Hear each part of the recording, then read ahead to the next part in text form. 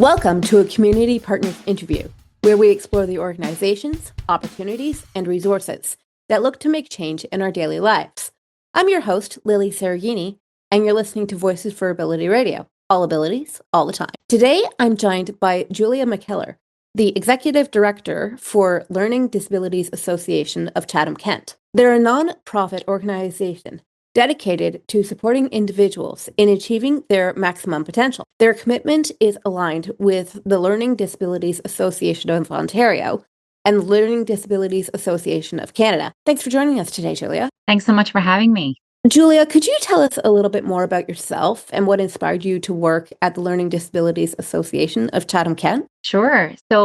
I've worked with the organization for 17 years, and I was basically fresh out of university studying psychology and just kind of looking around when I saw the job posting come up. I wasn't sure if working primarily with children was for me, and that is mostly what our organization does. But once I got into it, I realized I loved it. And I started off running the tutoring program. I can't say I was completely running it myself. It definitely takes more than one full time staff to do that. But let's say I was co running it. And that's a program where we work one to one with elementary age children, most of whom have learning disabilities, not all. All of them are struggling though. So we can work on exactly what they need. And I then also became the volunteer coordinator because as staff left and positions sort of changed, that needed to happen as well. And I also started taking care of our resource library, which unfortunately is not really something people are using now. It's more, looking for online resources. And then I took on the SOAR program, which is our high school preparation class. So once our executive director decided to leave in 2020, then I took over the role as executive director. So I'm not nearly so hands-on anymore with all the programs, but definitely I get my hands in there whenever I can. Nice. Doing that transition during COVID would have been difficult. Yes, that was poor timing in a way, but you just have to roll with things. Yeah, I hear you. So while doing my research, I saw that you have a couple of programs that you have to offer. Can you tell us a little bit more about some of those? Sure. So I talked a little bit about the tutoring program. That's mostly what we're known for. It is one to one. So we work on any of the core subjects reading, writing, math, spelling, but we can also do some other things like printing, cursive writing, organization skills, keyboarding. But it really focuses on what each child needs. It's individualized one to one. So some children are strictly working on literacy, some are just on math, some are both. The parent gets a say on what their child is working on because we recognize that the parent knows their child best. And sometimes in the school system, there's a bit of frustration from parents not really feeling like their voices are heard. So we want to make sure that they are within our organization. The students are paired up with volunteers, so we rely heavily on volunteers. And these staff create individualized programs for each child. They oversee it, and every time a child comes to us, their program is reevaluated the very next day. So if they mastered a concept, we can move on. If they need more work on something, we might have to find a different way to teach it. So it works well because it's individualized, because we've got that parent voice. We have a very welcoming atmosphere for those children. Beyond that, we also have a social skills program, and it's called BEST, Better Emotional and Social Times. And that can work on such a variety of things. So there's about 20 different topics that parents have to choose from when they're registering with us. And again, we try to individualize things as much as we can, keeping in mind, though, that the social skills is a group. So it could be up to 10 children. And we individualize it, though, in the sense that every parent, when they're registering, chooses 5 topics that their child needs to work on. So it could vary from things like managing my emotions. How do I join into a group? How do I have a conversation? Any of these sorts of things. And then the program facilitator is tasked with combining all of those different things that every parent from that group wants to work on. And so then she's got a lesson plan that way within a 10-week program. We also have our SOAR program, which is some assembly required, what that stands for. And that runs in the summertime for children in grades 7 and 8 to prepare them for high school. We want to teach them about learning disabilities, IEPs, which are individual education plans. How is high school going to be different? How do you study? How do you be polite with a teacher who you don't like? All those sorts of things. So those are the 3 programs that we're currently running. There's a lot of versatility there. I like that. you have an individuated approach. It's not just one program for every person there. Absolutely, yeah. I think that's sort of what makes us stand out and what makes people like our program so much. I also saw on your website that you have an advocacy page and a resources page.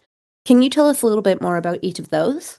Absolutely. So, advocacy is very important with students with learning disabilities because it is a genetic disorder. So, a lot of times when the students we're working with are struggling, one or both of their parents are or were as well. So, learning disabilities are a lifelong disorder, but most of the time, an adult with an LD is going to go into a career that they do well in. So, they might be able to sort of avoid those things they struggle with. For example, you could be a very intelligent person, but your writing really doesn't show that. So you're probably not going to go into a career where writing, is going to be necessary. But you probably had an uncomfortable time when you were in elementary school. So if you find out that your child is having some of those same difficulties, and you know you need to go advocate to them to get them the resources they need so they'll have a better time than you did, it can be really daunting for that parent to go into the classroom alone. So they can call us and have us accompany them. And sometimes just having that person with them, knowing we're on your side, we're here to, speak on your behalf if you can't find the words, that can be really helpful for them. And we'll note take for them and really just be a bridge between the parent and the school to make sure everyone's on the same page. We're all working towards the same goal. Sometimes it can feel, I think, like it's, the school against the parent, but really everyone's working toward the same goal of helping those children. So we can try to smooth things over sometimes if the conversations get heated and that kind of thing. The other thing you mentioned was resources. So, as I said, we do have a resource library, so it's there if anyone wants it, but typically people aren't looking as much to books as they are to the internet. We will give information out about learning disabilities and ADHD, but I usually refer people over to LDAO. So that's ldao.ca. They've got tons of articles and videos, even workshops that you can do. And I've done one and they're excellent. So if you're looking for any information on LDs or ADHD, that's where I would have you go. And I will say that it's not just ldao.ca that they run. They also have several other websites that you can get to from their main page. They have LD at School, which is for educators to learn about LD. There's also a French version of that, TA à l'école. They have LD at Work for adults and employers to make sure that they're supporting their staff correctly and for adults to learn information about themselves in the workplace. And um, there is, oh, I'm missing one. LD at Home, of course. That's the one I refer people to the most. So that's for parents to learn about their children as well. Nice, nice. It sounds like you have a lot of your bases covered. Yeah, and that's where our website really focuses mostly on the programs that we run because we could put up more information, but I feel like LDAO has it covered. So if we can send people over that way, there's nothing they'll be missing. Oh, for sure. Are there any restrictions to the services at the Learning Disabilities Association of Chatham-Kent, such as age, caregivers, or family members only, things of that nature? hmm So right now, all of our programs are for elementary age children. So the tutoring is for senior kindergarten up to grade 8. The SOAR program is for grade 7 and 8. That's the high school prep. And the social skills is also for elementary, so SK up to grade 8. We have talked before about doing some things for high school students, but so far nothing's going on yet. Um, and the students don't have to have an identified learning disability because most people with LDs don't actually get identified until at least grade 6. So we'd be missing out on all of the early learning that we can be doing with them. What we say is that they should either have an LD or suspected LD. And we're pretty loose with that. So for the tutoring program, if you're getting C's or D's in reading or math, well, that could be an LD. We're going to say that that's a suspected LD. So you can join our tutoring program just based on that. And we do have some children in the program who we know do not have learning disabilities, but they have some other diagnosis. And we don't want to shut the door on them if we think we can help them.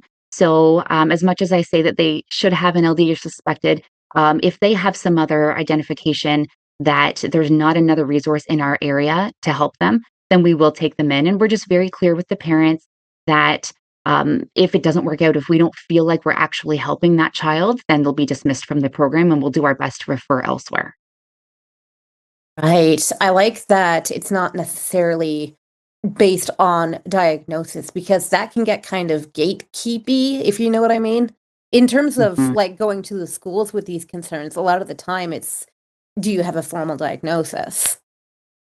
Exactly. Yeah. And for a parent to pay for their child's assessment, it's a psychoeducational assessment that you have to get to be identified with with a learning disability.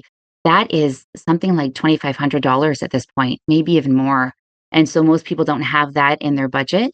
The schools can do the testing as well, but then they can only do, let's say, a few a year just based on their caseload.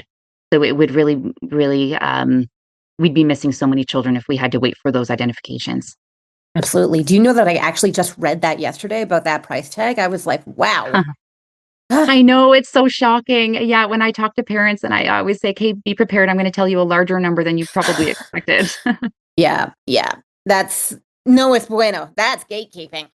Yeah, But without using any names, could you share a success story with me? What supports were put into place when someone asked for help? sure. Oh, we see so many successes all the time. Like, in our tutoring program, because it's one-to-one, we get to see the light bulb moments that happen constantly with the children when they're finally taught on that one-to-one basis, because you get to see, you can figure out what was stopping them from understanding the information, and then you can kind of fill in those gaps. So that's really on a daily basis with us. But, to think of a specific story, we had a student last year who was in our tutoring program, and, she would refuse to come into the classroom at first. So we're located inside of a high school, we rent space there, and so we use the classrooms around our office as our programming space, and she just would not go into the room, no matter if it was staff or volunteers or anyone. When we finally got her in there, whenever she was tasked with something a little bit more challenging, she'd get under her desk. So it's a little bit hard to tutor someone when they're under the desk. So, we had just purchased some programs. There's a phonics program called Flyleaf and a spelling program, and once we started using those programs with her, they are so explicit and don't let you miss anything. So they teach things in such a way that she was able to understand. So as soon as she started to pick those things up, she was like off and running. So it became where she was like, "This is easy," and she was jumping through the lessons faster than anything. So just that little bit of confidence she needed to really grasp some things. She ended up loving it. She'd come in laughing and smiling and talking about her day and um, sharing about her life. Like, and so she was doing phenomenally. So I was so happy to see that because the children come in and we care so much about them and we want them to do so well. And it's just finding what's going to work for that child and pairing them up with that tutor who they're going to click with, and finding the way that they learn. And so yeah, with her that was a great success. And another one, last year we were running a self-esteem group. We aren't able to run it right now, unfortunately, but it was called My Superpower. And we had Ontario Chilean Foundation funding to run that. And so we had a group of just 6 children working on self-esteem issues. And we had a little guy in there who, his teacher told us that he was not able to give a presentation in front of the class unless everyone else turned around. And his parents thought, oh my goodness, we had no idea he was struggling like this and they didn't know what to do. Well, by the end of our program, he did another presentation, all eyes on him, no problem, because he had that practice and that self esteem boost. And also in that program, there was a little girl who wouldn't raise her hand ever in class. To talk to her one to one, she was quite well spoken and had great ideas, but in the classroom, she certainly was not going to, she didn't want to stand out whatsoever, even if she needed help. So through the program, we actually had some outings where the children got to go out and they went bowling and they had to order their own food with a staff supporting them. And so when our program was finished, her mom contacted us to say, guess what? We just went to an event. There was a food vendor there, and my daughter asked if she could be the one to order food for the whole family. She went up, she ordered, she paid for it, and that was a huge deal for her. And she's doing better academically now because of all of that as well. I love that. It's like you go from 0 to 100 in just a little bit. That's amazing. Yeah, and it's like it's sometimes the smallest things, like that confidence boost really makes such a difference in their lives. For sure, absolutely. And with the first example that you gave, phonics is by far the superior way to learn literacy in the first place. So good that that worked. Yes, and so our organization has been teaching that way since we started in the '70s. It was a little bit frustrating, a little bit more than just a little, frustrating for me to see that schools were not doing that. They were doing what was called a whole word learning, which maybe you're familiar Mhm. with. Yes, I Yes, am. and so okay, so And we were even seeing psych assessments where the psychologist would write on there, this child will not learn phonetically. They need to learn whole words. But the problem is, no one tried to teach them phonics. So we can't say for sure that phonics wouldn't work. It was never done. So we kept doing it that way. And we were seeing successes in that. And of course, now it's proven scientifically that phonics is the way to learn to read. And luckily, now I think we'll see an increase in reading with everyone, LDs and otherwise. Have reinstituted phonics in Canada, thankfully. It was Mhm. off for a couple of years, and reading propensity was going down, down, down, down, down in elementary schools. It was bad. Yeah, absolutely. Yeah, and, it's really hard though because, a parent is gonna follow typically what what the school tells them to do, what a doctor tells them to do. And so for us as a small organization to say, "Well, we really think they need to learn phonics," it was kind of like felt like us against the world a little bit. Because people see them as unquestionable authority figures a lot of the time, but they can be wrong as well. Yep, exactly. Yeah. So, in light of that, what is the one thing you see happening over and over again to individuals with disabilities that should not be? And how do you think we stop it? When a child is acting out in class, while I completely understand that would be very frustrating for a teacher who's trying to teach 20-something children, I think when they're acting out, so whether that's they're speaking out of turn or um, they're being argumentative, whatever it might be, if they can try to figure out the underlying cause for that, that would be really helpful. So, because a lot of times children with learning disabilities are struggling so much with the work that they would rather be seen as trouble than stupid because they're afraid that the other kids in the class are going to realize that they don't know how to do this work and they're going to be embarrassed by that. So, if instead they can be the class clown or the bad kid, quote unquote, then they're more okay with that. Even though, no one wants to get in trouble, that is seen as better as the embarrassing option. So if a teacher can kind of just have love for each of those children, which I think many of them do, the really good teachers do love every child. If they can get on their level and talk to them, away from the rest of their peers and figure out why are you acting this way, sometimes that little bit, even that little bit of extra attention can be the thing to stop that behavior. And then the child is going to be more open to learning, more open to listening to that teacher and just have that positive school experience. Absolutely. It's not psychologically healthy, but a lot of the time people do see anger as better than indifference. Like, at least I'm Mhm. getting attention kind of thing, right? Exactly, yeah, and sometimes for children, that turns into, like, schoolyard fights and things like that. Which is not good for just the ecosystem of the school, shall we say, not to mention the child Mhm. themselves, of course. Yeah. Are there any events coming up for the Learning Disabilities Association of Chatham-Kent? We actually don't have any events right now. We will have our social skills program will be running again in March, and we still have room for a couple of more students to join our tutoring program. That is in person right now, though, in Chatham-Kent. We do have capacity to take on 1 or 2 online students as well. They would have to be, though, in Ontario without another chapter somewhere near them because there are chapters all over the place. I don't know whether we have one in London. I should check around for that. There is, yep, Oh, are there actually? Cool. there are, yeah. Nice. So, if someone wanted to become a member or a volunteer with Learning Disabilities Association of Chatham-Kent, what is the process for doing so? So if they want to be a volunteer, they would go onto our website and there is a volunteer tab and they can fill out some information there, or they could just email us or call us. As far as signing up for programs, again, it'd be on the website. There's all the programs listed there and they can fill that information out there or email us or call us, whichever way is more comfortable for them. We don't currently take membership. We used to, but if anyone just wants to even get information from us, again, you're just emailing us, calling us, whatever's easiest for you. Right. Do you have any social media? We do. We are on, Facebook and Instagram. Okay, cool. That's easy. So, what is the one thing that you think everyone should know about Learning Disabilities Association of Chatham-Kent? I think one of the main things is what I've already told you, that you don't have to have a learning disability to attend. Because I think if I were a parent who didn't know about the association already, if my child was just struggling academically, but I've never had them formally tested, I wouldn't necessarily think to call this organization. So the more we can get that information out, I think the better because I don't want that to be, like you said, gatekeeping, just because of that name in the title. And just in general about learning disabilities, a fact that I wish were more well known is that to have an LD, you have to have average to above average intelligence. Again, that child in the classroom feels stupid when they don't know some information, but they're not.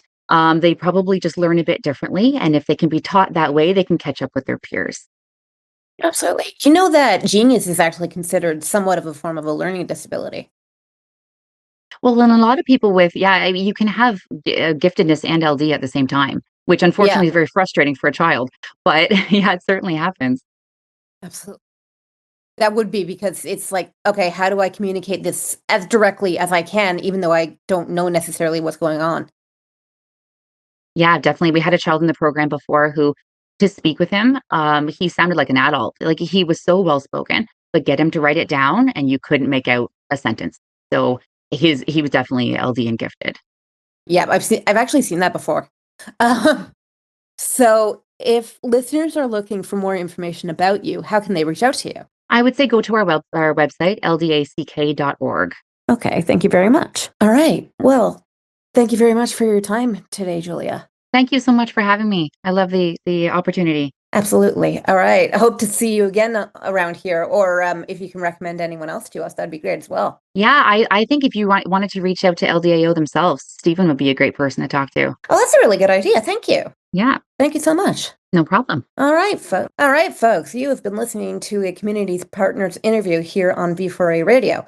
I'm your host, Lilly Cereghini, and remember, stick together because we are all in this together.